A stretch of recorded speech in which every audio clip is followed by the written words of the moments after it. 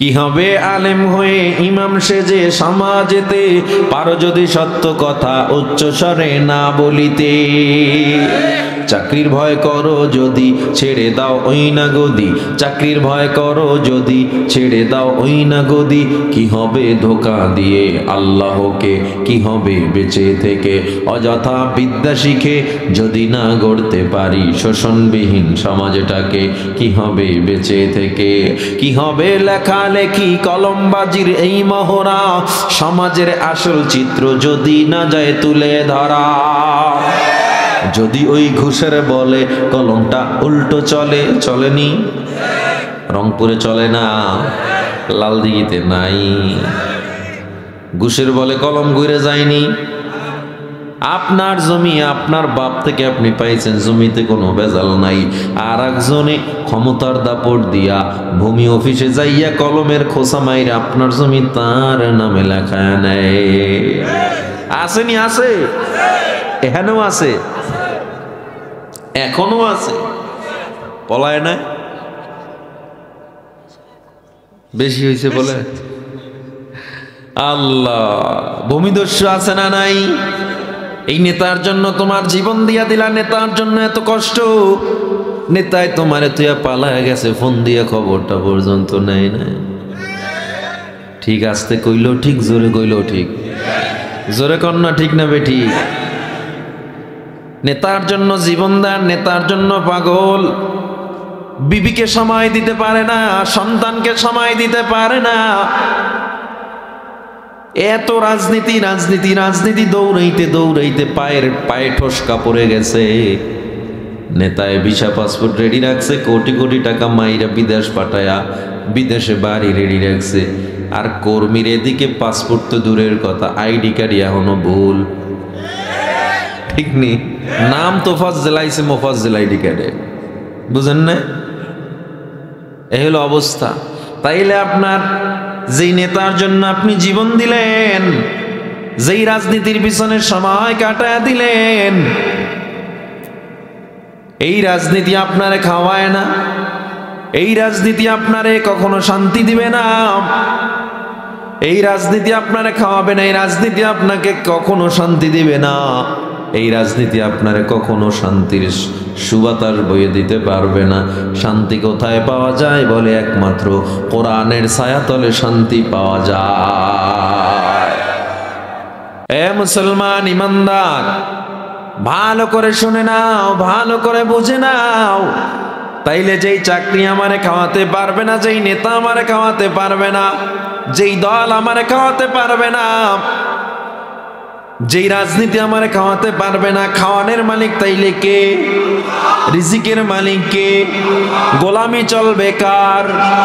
জোরে বলেন, গোলামি চলবে কার? নাকি কোনো মানুষের গোলামি চলবে? বিপদে পড়লে কারে ডাকতে হবে? সব কিছুর ক্ষমতার মালিক আল্লাহরে বানাইবেন, আর কোনো টেনশন থাকবে না। আর যখনই ক্ষমতার মালিক নেতারে বানায় রাখছেন, যখনই ভয়ে ভয়ে জীবন কাটাইতেছেন, দেখবেন যে দুনিয়ায় অশান্তি, আখেরাতে অশান্তি তো রেডি আছে। এজন্য হক কথা বলা লাগবে। নেতার ওই মিষ্টি কথায় পড়ে জীবনটারে নষ্ট করা যাবে না। মন চাইছে নেতায় বক্তৃতা দিবে, তোমার এইটা দিমু ওইটা দিমু দিয়া ভরায় ফেলমু, কত বক্তব্য। এরপরে দেখা যায় নেতায় খবর পর্যন্ত নেয় না, ঠিক কিনা? নেতা আবার নির্বাচনের আগে আগে টুপি একটা চাপিয়ে মাথায় দেয়, ঠিক নেই? নামাজও পড়ে জোরে জোরে সবার আগে সালাম দেয়। তাই ধর্ম ব্যবসা হুজুররা করে না, ধর্ম ব্যবসা মূলত এরাই করে, ঠিক কিনা? ধর্ম ব্যবসা তো এই ব্যবসা না, এটা কয়দিন পর ব্যবসা শুরু হবে। মেম্বারি নির্বাচন, টাকা খুয়ায় 50 লাখ, আর বেতন হইব 6-7 হাজার টাকা। এই 50 লাখ টাকা খুয়াইতেছে কি লেগা?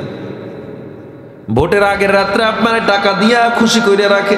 আপনিও চিন্তা করেন, এবার চেয়ারম্যানের এই বানাইতে হইব, মেম্বারের এই বানাইতে হইব, টাকা দিস। তুমি বোকা, তুমি বোঝো নাই তোমারে যে টাকা দিছে এটা ইনভেস্ট করছে, তোমার পকেট থেকে আবার নিয়ে যাইব কয়দিন পর। বুঝে না। ক্ষমতায় আসার আগে ভাষণ তাদের মঞ্চ মাতানো, একটি গমের কোনাও মেরে খাবে না কখনো। ক্ষমতায় আসার পরে চিনে না সে মানুষ কারা, ক্ষমতায় আসার পরে চিনে না সে মানুষ কারা, স্বার্থ হাসিল হলো এখনকার ডাকে কে দিবে সারা। মোরা চাই দেশের ভেতর শুধু নেতা নয় যে নীতির বদল, তবেই বনবে দেশের ঘরে ঘরে সুখের ফসল। এসো তাই গুড়ে ফেলি নাস্তিকতার দেয়াল ঘেরা, এসো তাই গুড়ে ফেলি নাস্তিকতার দেয়াল ঘেরা, হবে না শান্তি দেশে ইসলামেরই শাসন ছাড়া। ঠিক কিনা জোরে বলেন? হবে না শান্তি দেশে কোরআনেরই শাসন ছাড়া। ও যুবক, অনেকে আবার চিন্তা করবেন হুজুর রাজনীতির ওয়াজ করলেন নাকি? না না, মানুষের আল্লাহ কয় সব গুনাহ ক্ষমা করব, মানুষের হক নষ্টকারীর গুনাহ আমি আল্লাহ ক্ষমা করব না। আর মানুষের হক বেশি নষ্ট হয় বাংলাদেশে রাজনৈতিক নেতাদের মাধ্যমে। আর আমরা যদি হক নিয়ে কথা বলি, সচেতন না করি, আল্লাহর দরবারে আমাদেরকে জবাবদিহিতার কাঠগড়ায় দাঁড়াতে হবে। এই জন্য আমরা যাকেই নেতা বানাবো, যাকেই নেতৃত্বে দিব, নামাজি বান্দা দিব, তাইলে আপনার ডাল চাল আর গম চুরি করবে না। আল্লাহ কবুল করেন। তাইলে 3 নাম্বার গুণ ওয়াতাওয়াসাউ বিল হক, সত্যের উপদেশ। 4 নাম্বার ওয়াতাওয়াসাউ বিস সাবর, ধৈর্য। কি বলেন সবাই? ধৈর্য আমাদের আছে না? না, ধৈর্য কারে কয়? শেষ নাম্বার গুণ 3টা পাইলাম, ঈমান, আমল, সত্যের উপদেশ, সত্য কথা বলা। 4র্থ নাম্বারে ধৈর্যর উপদেশ দেওয়া, ধৈর্য ধরা। ধৈর্য এমন এক মহান গুণের নাম, আল্লাহ নবী বলে ধৈর্যের ফলটার চারপাশে কাটা, ভিতরটা অনেক মিষ্টি। যারা ধৈর্য ধরবেন আল্লাহ সবাইকে ধৈর্যের মিষ্টি দান করবে। ধৈর্য এমন এক গুণ আল্লাহর গোলাম। ধৈর্য বলতে আপনি কি বুঝেন? আল্লাহ বিপদে আমাদেরকে না খাওয়া রাখবে, গরিব বানাবে, আল্লাহ দেখবে তখন আমার ধৈর্য কতটুকু। আল্লাহ আমাদেরকে গরিব বানায় রাখবে, মাস চলে যায় গরুর গোশত কিনে খানা খাইতে পারে না, এমন গরিব আছে না? নাই। এরপরেও হারাম খায় না, হারাম খায় না। এরপরেও গ্রামীণ ব্যাংক থেকে সুদে টাকা নামায় না, ব্র্যাক ব্যাংক থেকে সুদে টাকা নামায় না। আমার আল্লাহ কয় ধৈর্য ধরছো, ধৈর্য ধরে আমি আল্লাহর উপরে ইস্তেকামাত থাকো, স্থির থাকো। আমি আল্লাহ তোমারে এমন নেয়ামত দুনিয়ায় দিব গণনা করে শেষ করতে পারবা না। আর পরকালে এমন নেয়ামত দিব, এমন পুরস্কার দিব, 10 দুনিয়ার সমান। জান্নাত সবচেয়ে ছোট পুরস্কার, সবচেয়ে ছোটটা। ধৈর্যের দাম আছে না নাই? আমরা ধৈর্যের ব্যাপারে সবাই একটু বেশি অধৈর্য হয়ে যাই। ঘরে খানা না থাকলে দৌড়ে সুদে টাকা নামায়, চাউল না থাকলে সুদে টাকা নামায়, মেয়ের বিবাহ কিস্তিতে সুদে টাকা নামায়, আছে না নাই? এই এনজিও গুলো আমাদেরকে সুদের দরজা খুলে দিয়েছে। সুদ খাওয়া যাবে না। সুদের 70টা গুনাহ, সবচেয়ে ছোট গুনাহ মায়ের সাথে জিনা করার গুনাহ। নাউজুবিল্লাহ কয়। বাকি 69টা কত ভয়ঙ্কর। ও যুবক, আল্লাহর বান্দা, ধৈর্য এমন এক গুণের নাম, এমন এক গুণের নাম।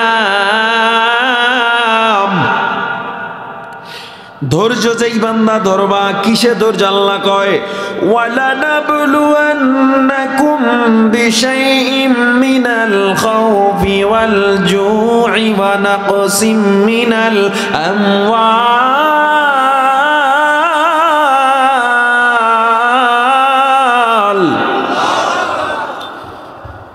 ওয়া নাকসিম মিনাল আমওয়ালি ওয়াল আনফুসি ওয়াত থামারাত।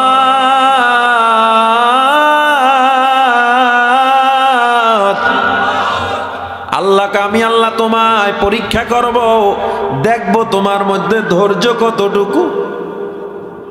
ধৈর্য কেমন? আল্লাহ কয় তোরেই যে আমি শুধু ধৈর্য পরীক্ষা করবার কাউরে মনে হয় করি না।